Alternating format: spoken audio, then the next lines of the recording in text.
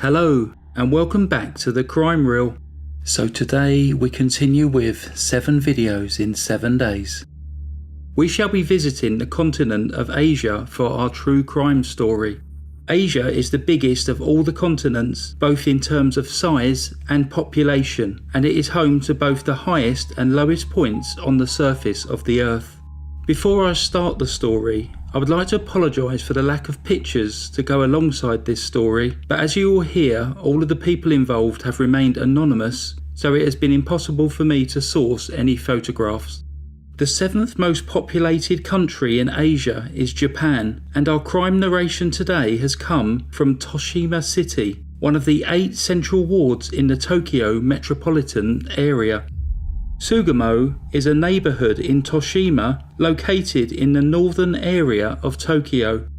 It was in this neighbourhood in July 1988 that a landlord called the police about one of his tenants. A woman had moved into his building the previous September with her teenage son. The landlord hadn't seen the woman since the beginning of the year and had received no rent since February. When the police arrived on Sunday, July the 17th, a teenage boy opened the door to the apartment. The police asked to speak to his parents, and the boy informed the police that his parents were not there. When questioned as to his parents' whereabouts, the boy told the police that he did not know his father and he hadn't seen his mother since January. Obviously concerned, the police went in to investigate further. The teenager was not living alone. Also in the apartment were his 2 younger sisters aged 7 and 3. All 3 of the children were severely malnourished. The apartment was very dirty. There was food remains and waste everywhere, and a foul smell in the small living space. As police tried to gather more information from the teenage boy, asking him to write down his name and that of his sisters, they soon realised that he was illiterate and suspected that he had never attended school. The boy eventually gave details of his siblings, all of which had the same mother but different fathers. None of the fathers were involved in the children's lives. However, he not only gave his own name and that of his 2 sisters found at the apartment, but also details of another brother and another sister who were nowhere to be found. Due to child privacy laws, we do not know the names of the children. However, their details were reported in the press as follows. Child A, the teenage boy, was born in 1973. Child B was a girl born in 1981. Child C, a boy, was born in 1984 who was missing. Child D was a girl born in 1985. And Child E was a girl born in 1986 who was also missing. When the landlord of the building was asked to provide more information about the family who lived in that apartment, he advised that he had no knowledge of anyone apart from the mother and the teenager who became known as Child A. Due to the size of the apartment, he would never have agreed to rent it to a larger family and had no idea that additional children lived there. It is believed that they may have been hidden in suitcases when the mother and eldest son moved in. Further investigation revealed that none of the children had been legally registered, leading the police to believe that they had probably been born outside of a hospital and had never been to school. It was only Child A who was allowed to leave the house, usually to run errands to assist his mother. The police took the 3 children away from the apartment while a search was conducted. Hidden in a cupboard, they found the skeletal remains of another young child. It was established that the child had been dead for some time and would have been around 2 years old at the time of their death. The child was subsequently identified as Child C, a boy who had been born in 1984 and who would have died around 1986. As the family moved into that apartment in late 1987, they would have brought this young child's remains with them. The youngest girl, Child E, was still missing. Child A was interviewed at length to find out what had been happening over the previous few months. In October 1987, about a month after moving into the apartment, his mother informed him that she would be going to live with her new boyfriend and that he would be in charge of the apartment and his younger sisters. Child A was 14 at the time.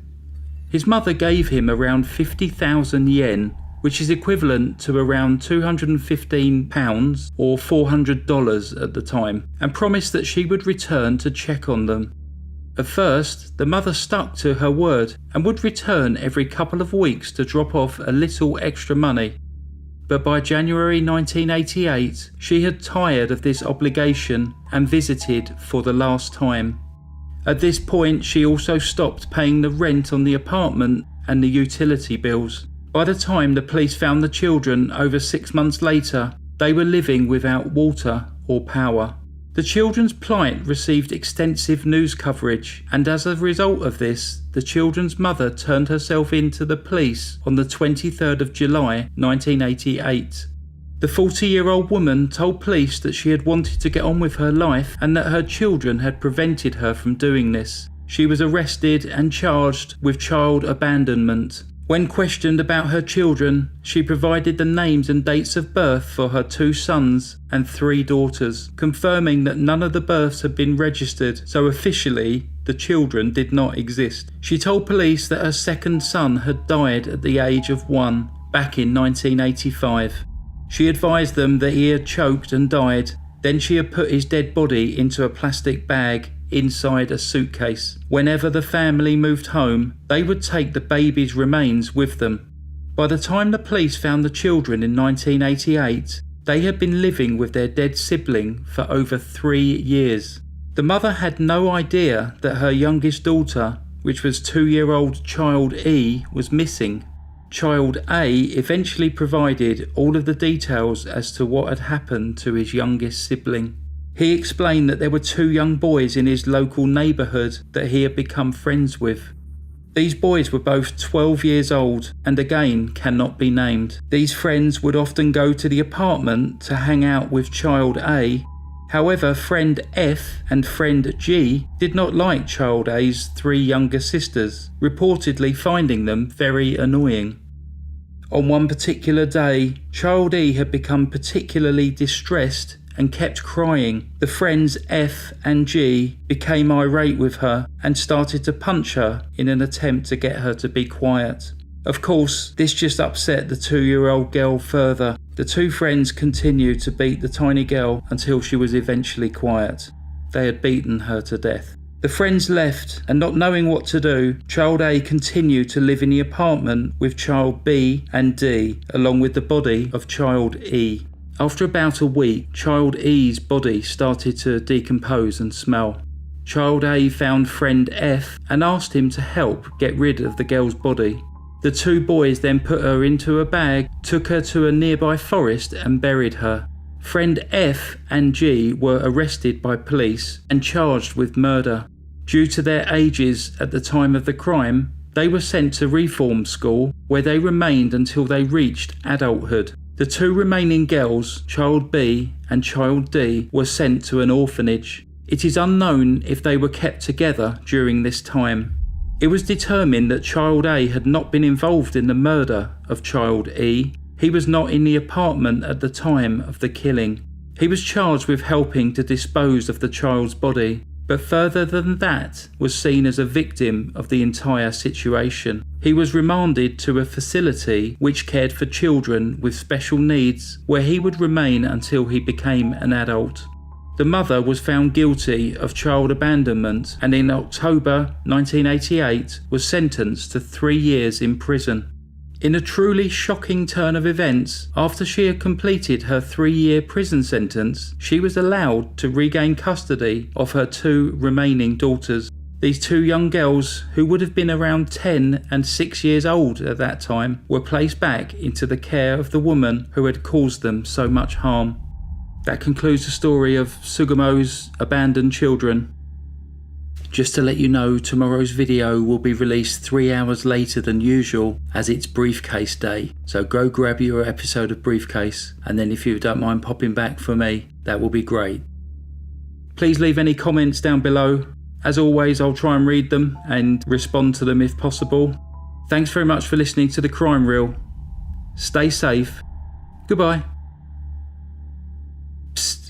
There was a film made in 2004 called Nobody Knows. It is very loosely based on the events detailed here. However, it is a fictionalized account which is far less traumatic than the true events. Goodbye.